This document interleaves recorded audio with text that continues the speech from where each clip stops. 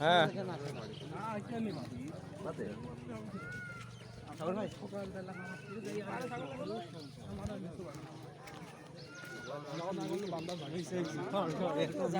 ঈদের নামাজ শেষ। জি ঈদ মোবারক। আমার চ্যানেল আছে।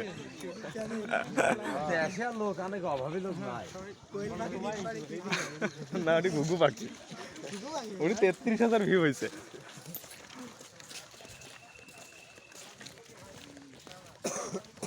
আজকে গ্যাস আছে বরব্বা আরে খাচ্ছি নাকি আছি